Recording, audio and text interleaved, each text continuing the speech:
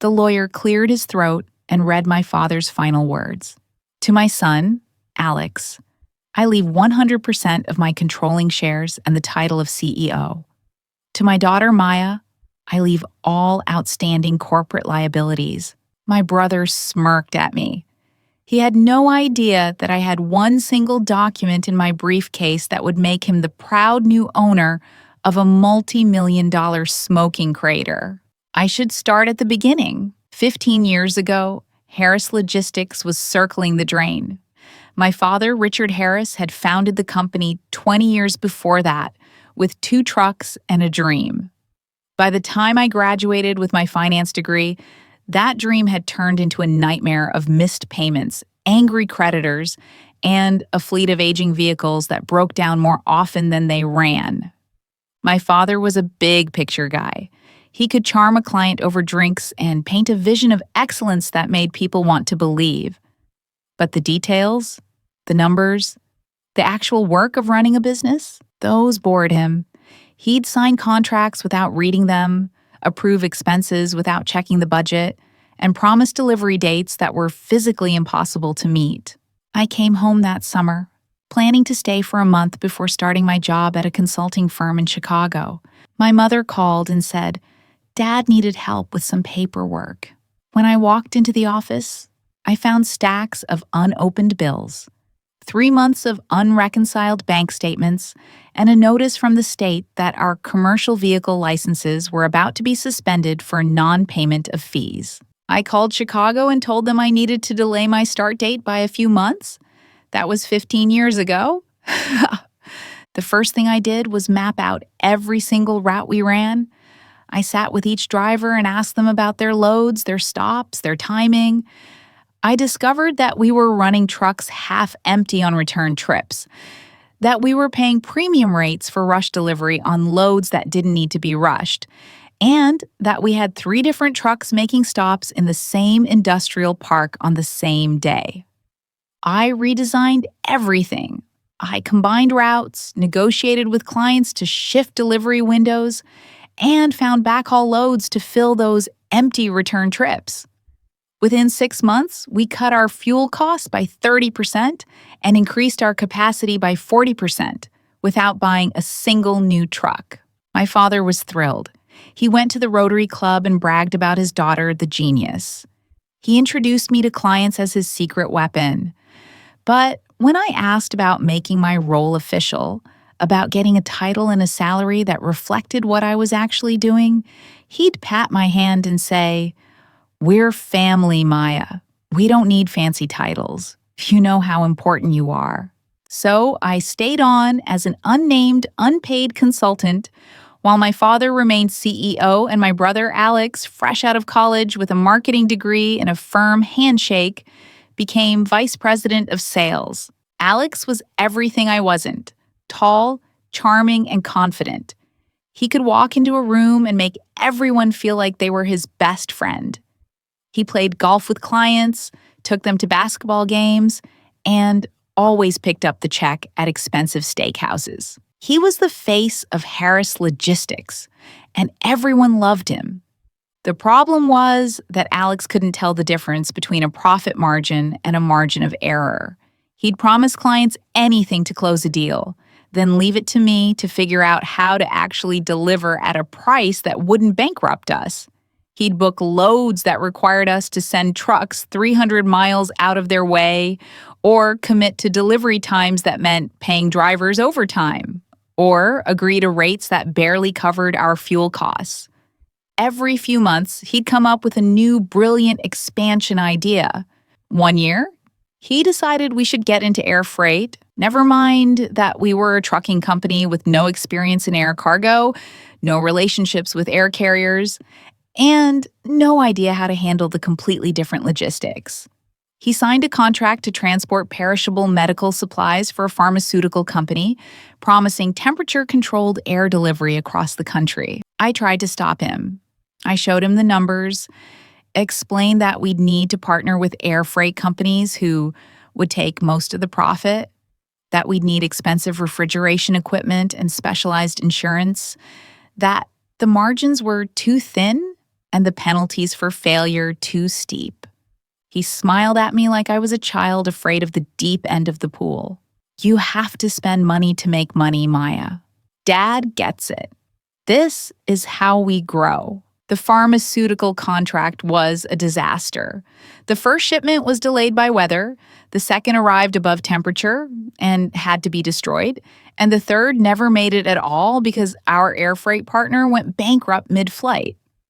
We ended up paying $240,000 in penalties and lost merchandise. I had to renegotiate payment plans with 6 different vendors and take out a bridge loan just to make payroll. I fixed it. I always fixed it. I'd work 18-hour days, calling in favors, restructuring debt, finding creative solutions to the messes my father and brother created.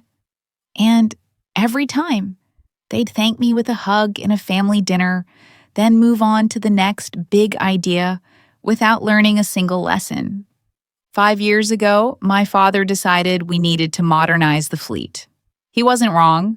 Our trucks were old, inefficient, and expensive to maintain. But his solution was to buy 40 brand new trucks at once, financed over 7 years. The total cost was $40 million. I built the business case. I researched models, negotiated with dealers, and structured a plan that would replace the fleet in phases over 3 years, allowing us to manage the debt load and prove to lenders that we could handle the payments. I put together a 50-page proposal with cash flow projections, maintenance cost comparisons, and fuel efficiency calculations. My father looked at the executive summary and said, "Great work, honey. I'll take it to the banks." He came back a week later looking deflated. The banks had said no. All of them. They looked at Harris Logistics' financial history, saw the near bankruptcy I'd rescued, noticed the volatile cash flow patterns, and declined. One loan officer told my father point blank that the company was too risky and the leadership team didn't demonstrate sufficient financial discipline. My father was furious. He ranted about small-minded bankers who couldn't see the potential, about how he'd built this company from nothing and deserved respect. He sulked for 2 weeks, then called a family meeting. "Maya," he said, "I need your help. The banks will approve the loan, but only if someone with strong personal credit guarantees it. Your credit score is perfect. You've never missed a payment on anything. If you co-sign, we can get the trucks and save this company." I felt my stomach drop. A personal guarantee meant that if the company couldn't pay, I would be personally liable for $40 million. My house, my savings, my entire financial future would be tied to Harris Logistics and my father's chaotic leadership. "Dad, I can't. That's too much risk. If something happens, if the company has another bad quarter, I'll lose everything." My mother reached across the table and took my hand. "Maya, sweetheart, you know this company inside and out. You won't let anything bad happen. You're the one who keeps us afloat. With you watching over things, there's no risk at all." My brother nodded. "Come on, sis. This is family. We need you. I've got 3 huge new clients about to sign. With the new trucks, we'll be unstoppable. You'll see." My father's voice got quiet. "I built this company for my family, for you and Alex. It's your inheritance, your future. I'm asking you to invest in your own legacy. If you can't trust family, what can you trust?" I looked at their faces. My father pleading, my mother encouraging, my brother confident. They needed me, and I always came through. "I need to talk to my lawyer first," I said. My lawyer, Jennifer, was appalled. "Maya, absolutely not. You cannot sign a $40 million personal guarantee. This is financial suicide. If the company fails, you'll be destroyed. You'll lose your house, your savings, everything. You could be paying this debt for the rest of your life." "I know," I said, "but they need me. And I know I can make it work. I've been running this company for 10 years. I know every number, every risk, every opportunity. As long as I'm in control of the finances, we'll be fine." Jennifer was quiet for a long moment.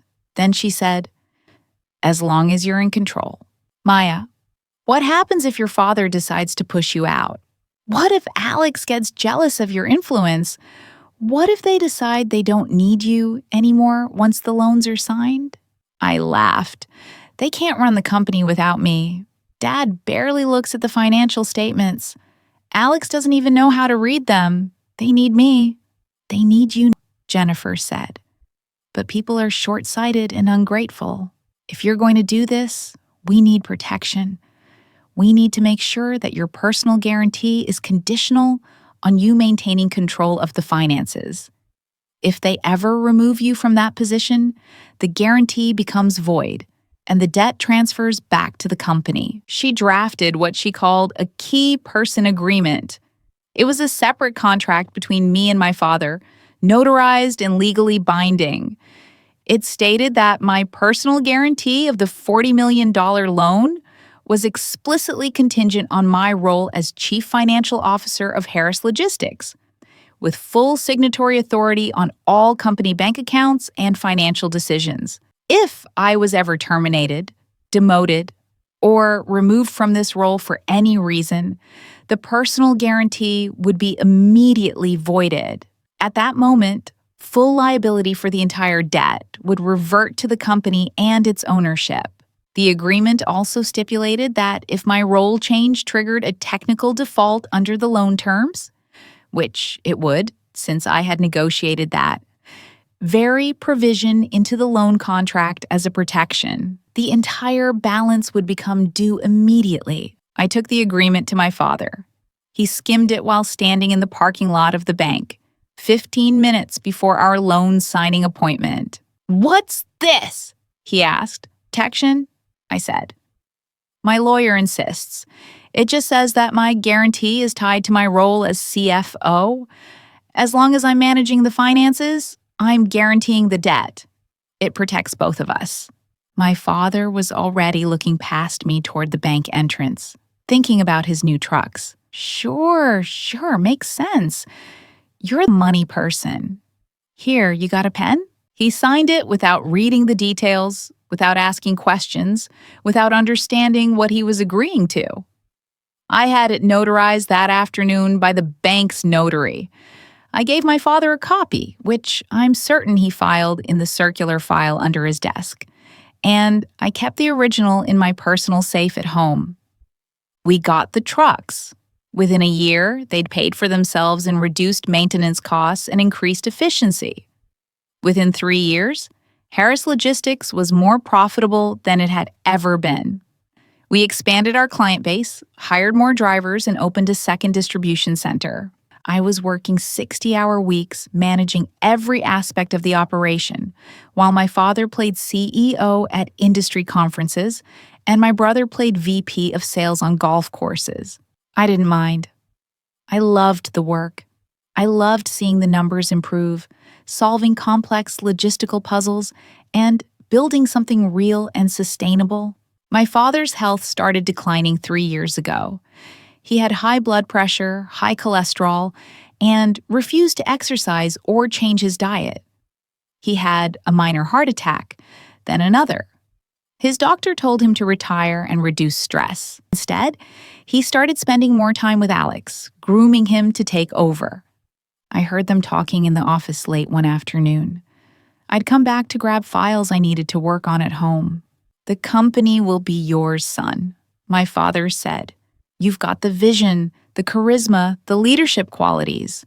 You'll take Harris Logistics to the next level." "What about Maya?" Alex asked. "Maya is brilliant with numbers, but she doesn't understand the big picture. She's too cautious, too focused on small details. A real CEO needs to think bigger. You've got what it takes. She'll support you just like she supported me. That's her strength." I stood in the hallway, holding my folders, and felt something crack inside my chest. 15 years of company, building it, sacrificing my own career and opportunities. And I was support staff, a detail person, too cautious. 6 months ago, my father had a massive heart attack in his office. By the time the ambulance arrived, he was gone. He was 68 years old. The funeral was large and emotional. Clients came and spoke about Richard Harris's vision and leadership. Employees told stories about his generosity and charisma. My brother gave a moving eulogy about following in his father's footsteps and honoring his legacy. I sat in the front row and cried, mourning not the father I'd lost, but the recognition I would never receive. The will reading was 1 week later. My mother, Alex, and I sat in the lawyer's office. A different lawyer than Jennifer, some old family friend of my father's. He expressed his condolences, made small talk about the funeral, then opened the will.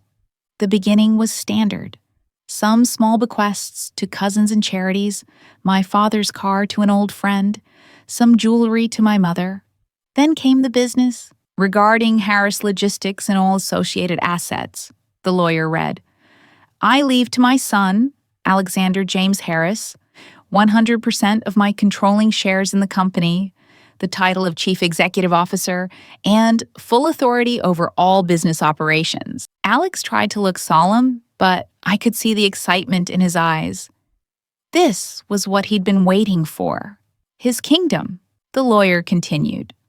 To my daughter, Maya Elizabeth Harris, I leave all outstanding corporate liabilities, including but not limited to the $40 million fleet financing loan, all vendor payment obligations, and all operational debts. The words didn't make sense at first. I heard them, but they seemed jumbled, incomprehensible. I looked at the lawyer. What does that mean? He looked uncomfortable. Your father structured the inheritance to separate the company's assets from its liabilities. Your brother receives the ownership and operational control. You receive responsibility for the debts. My mother nodded, reaching over to pat my knee. Your father knew you could handle it, Maya. You're the strong one. You've always been so good with money and responsibility. Alex will run the company, and you'll make sure the bills get paid. You'll work together, just like always. I looked at Alex. He wasn't even trying to hide the smirk anymore. Don't worry, sis. I'll make sure the company stays profitable so you can cover those payments. We're family. We'll figure it out. I understood then. This wasn't an oversight or a mistake. This was calculated. My father had used me to secure the loans, to build the company, to create value. And then, in his final act, he'd stripped away that value and handed it to his son while leaving me holding $40 million in debt. He'd used my strength against me, my reliability, my competence, my inability to say no to family. I'd been so busy being the strong one that I never noticed I was building my own cage. I walked out of that office in a daze.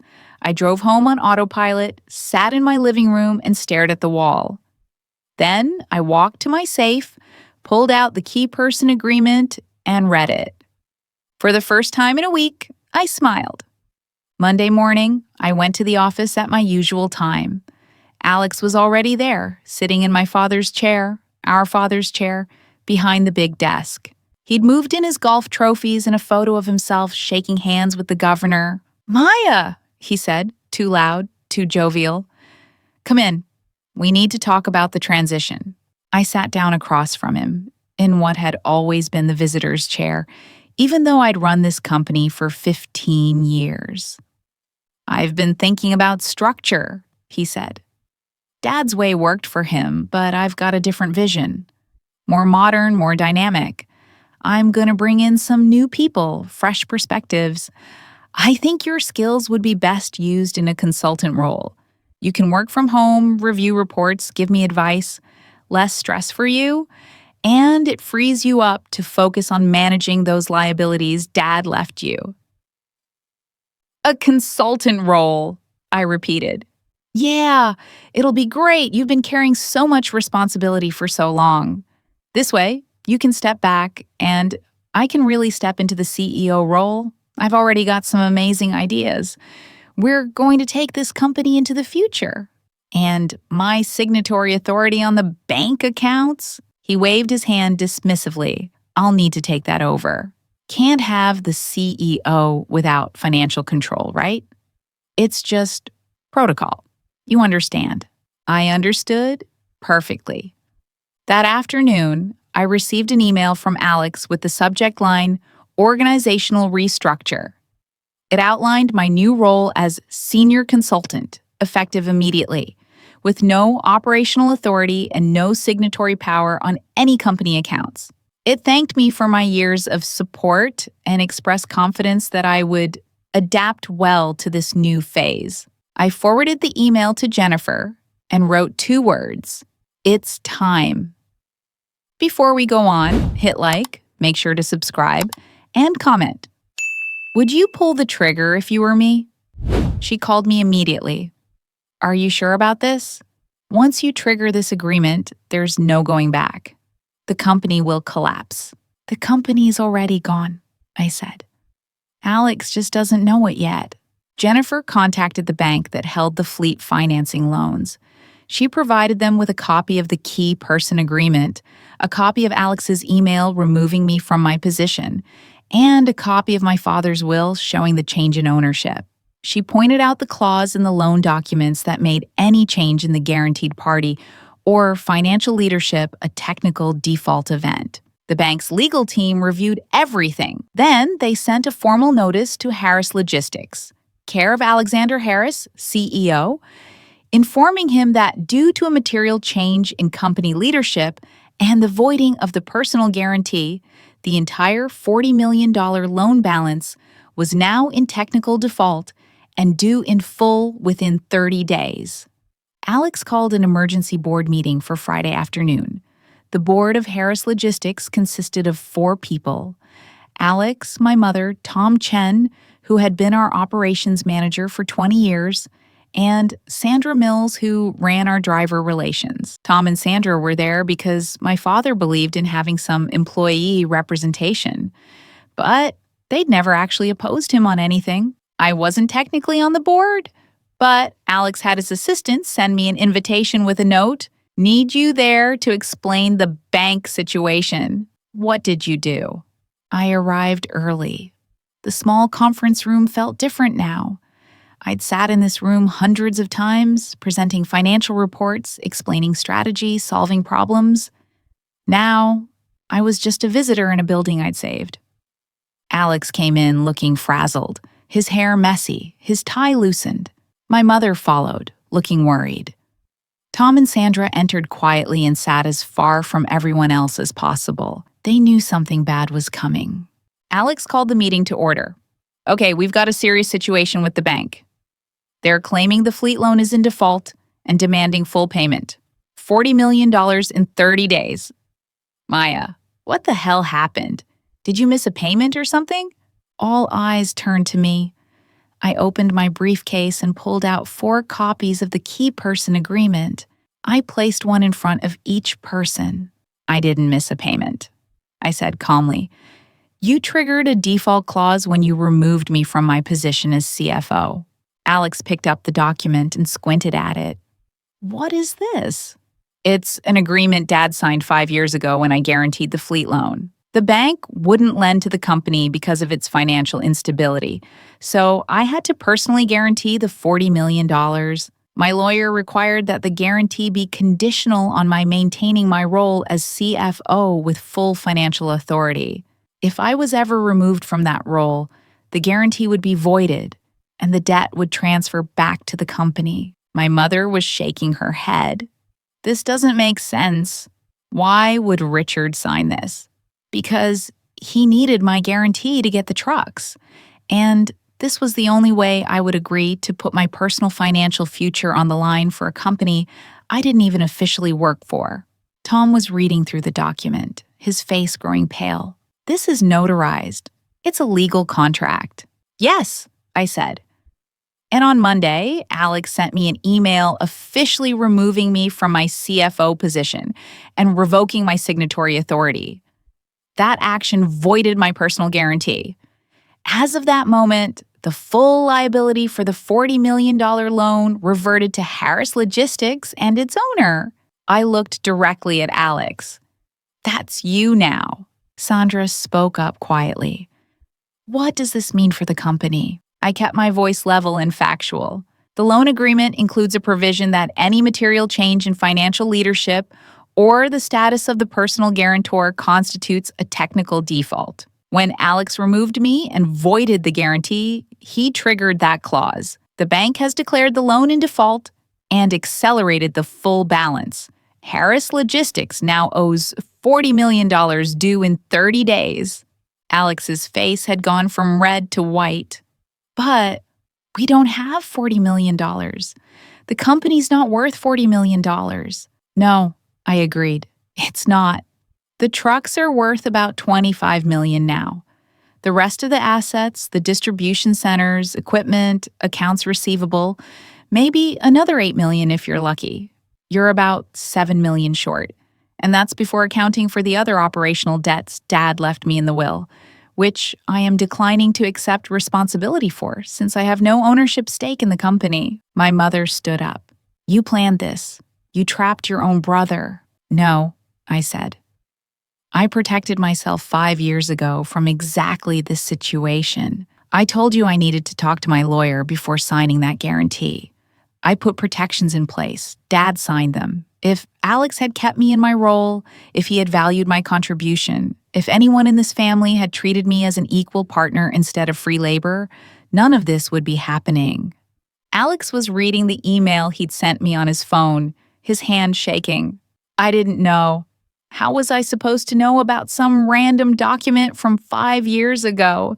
The same way you were supposed to know about all the other financial details of running this company, by paying attention, by doing your homework, by understanding the business before you tried to take it over.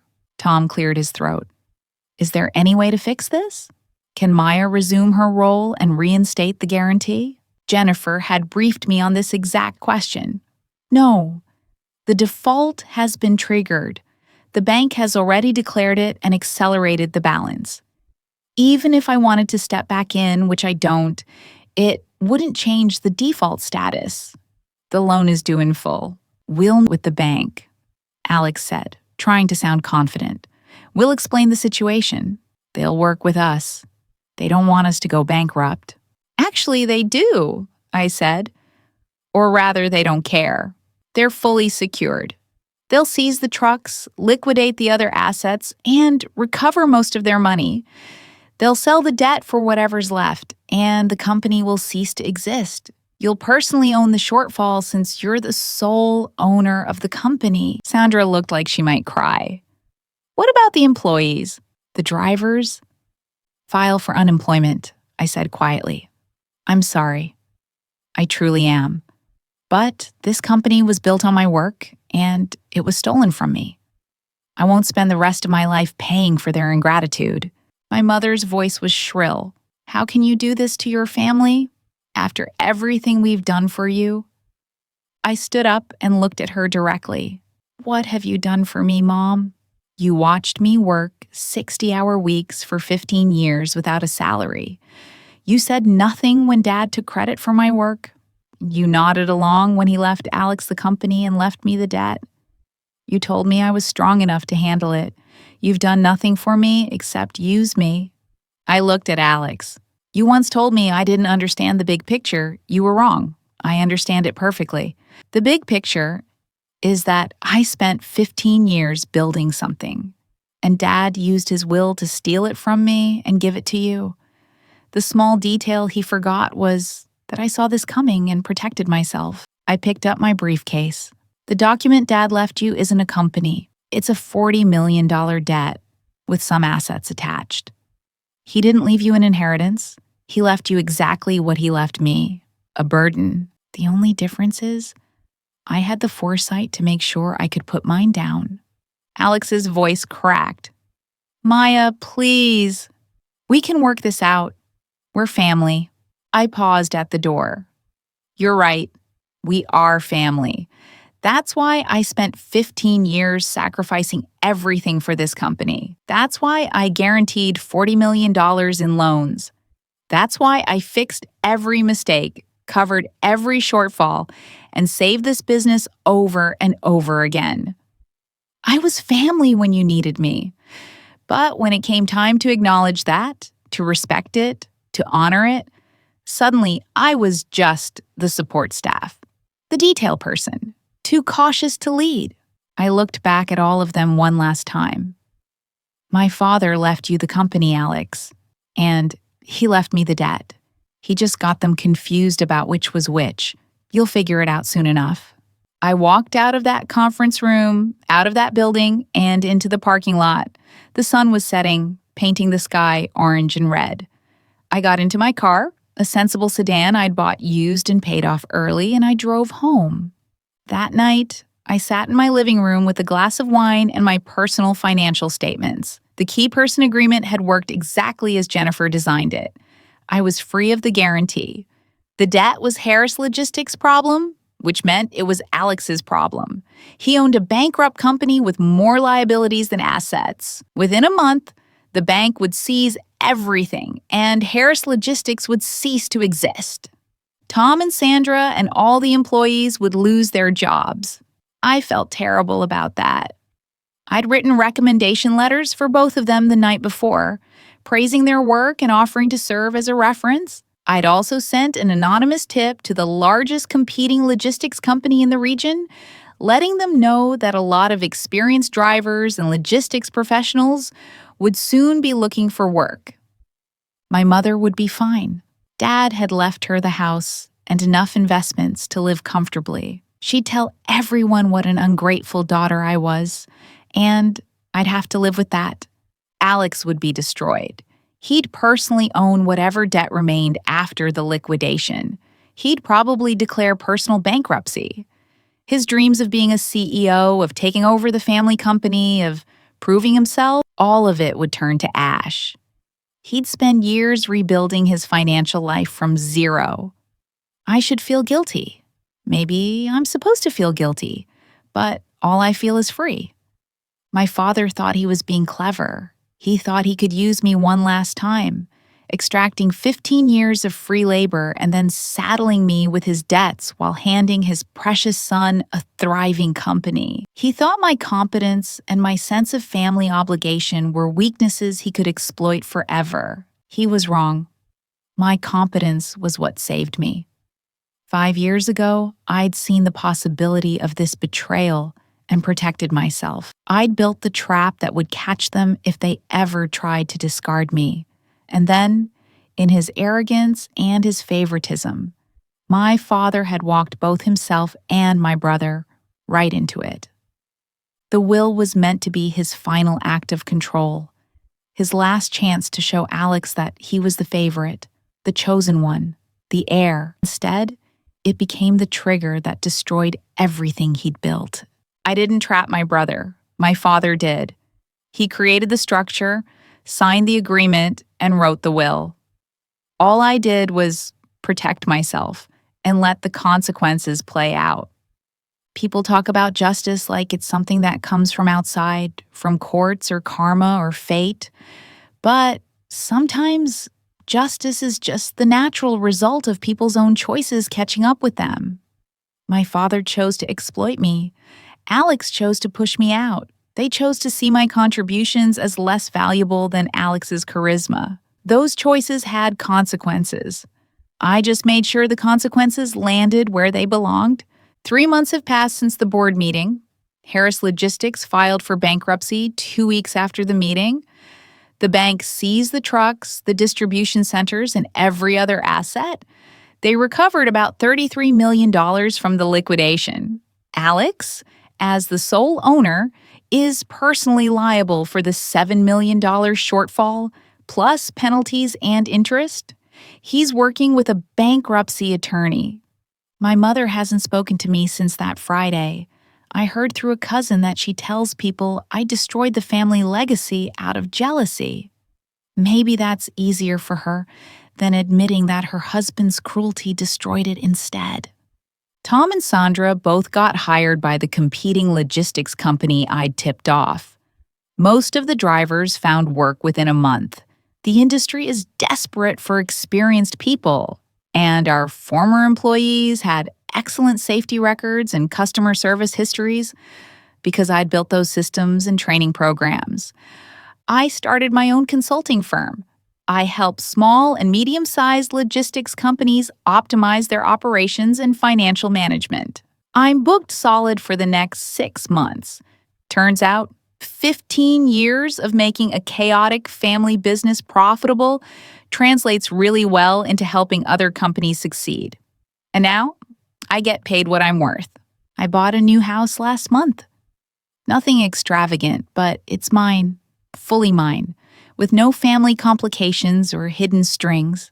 I have a home office with a view of the mountains. I work reasonable hours. I sleep through the night without worrying about tomorrow's crisis. My father tried to teach me a lesson with his will. He wanted to show me my place, to make sure I understood that no matter how much I contributed, I would never be valued the way Alex was. He wanted me to spend the next 20 years paying off his debts while watching my brother run the company I built. Instead, he taught me a different lesson. He taught me that sometimes the only way to win is to stop playing their game.